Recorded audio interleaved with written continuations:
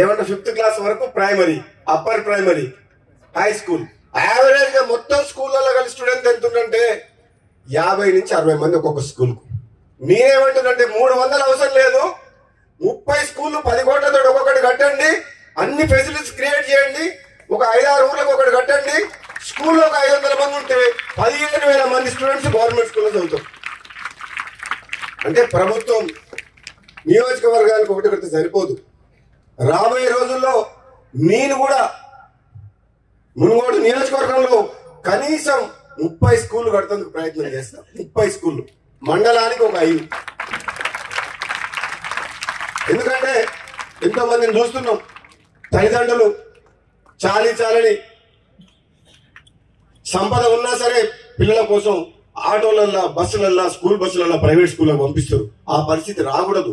ప్రభుత్వమే బ్రహ్మాండంగా ప్రైవేట్ స్కూళ్ళ కంటే మంచిగా కార్పొరేట్ స్థాయిలో గవర్నమెంట్ స్కూళ్ళనే విద్యను అందించాలి బాధ్యత గవర్నమెంట్ మీద ఉన్నది. కాబట్టి తప్పకుండా మీరు చేపట్టమని చెప్పి తెలియజేస్తూ, అదేవిధంగా సర్వెంట్ స్కూల్ స్టూడెంట్స్ అందరూ మీరు ఈరోజు ఆ మధ్య నారాయణ రెడ్డి మహానుభావుడు మన మధ్యన లేడు, ఎంత గొప్ప మనసు. ఆ రోజు ఆయన ఆలోచన చేసింది కాబట్టి ఈ రోజు మనకి ఈ స్కూల్ ఉంది, మీరందరూ ఉన్నారు.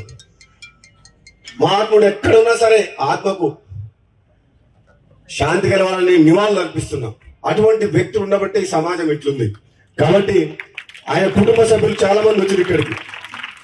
వాళ్ళందరికీ కూడా పేరున ధన్యవాదాలు తెలియజేస్తూ, రాబోయే రోజులలో ఈ స్కూల్ని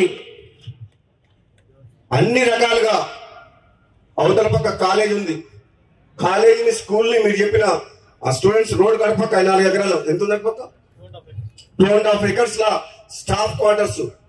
ఇప్పుడు మేము ప్లాన్ చేయబోయేది ఏంటి, అంతా స్టాఫ్ క్వార్టర్స్ అంతా రోడ్డు పక్కనే ఉండాలి. ఇదంతా only school campus, principal room, wardens, ఇంకా ఫ్యూచర్ లో భవిష్యత్తులో డార్మెటరీ 1-2 కట్టాల్సి వస్తుంది. స్టూడెంట్స్ పెరిగితే ఇప్పుడైతే ఇమీడియట్ గా ఇంకోటి కట్టాలి, ఫ్యూచర్ లో ఇంకోటి కూడా కట్టాల్సి వస్తుంది. అవసరమైతే ప్రిన్సిపల్ కి సంబంధించిన అడ్మినిస్ట్రేషన్ ఆఫీస్ కూడా దీని లోపలనే కట్టాల్సి వస్తుంది, కొత్త బిల్డింగ్. కాబట్టి ఒక ఆర్కిటెక్ట్ ద్వారా, మన ఇక్కడ అల్యూమినియం స్టూడెంట్ ద్వారా నేను మొత్తం అర్థం చేసుకున్నా. మీరు ఉండగానే, మీరు అందరు పిల్లలు ఉండగానే మీ కళ్ళ ముందరనే ఈ స్కూల్ ఇంకా డెవలప్మెంట్ చేసి బాధ్యత మేము తీసుకున్నామని చెప్పి తెలియజేస్తున్నా. మీరందరూ కూడా మీరు చేయాల్సింది ఒకటి,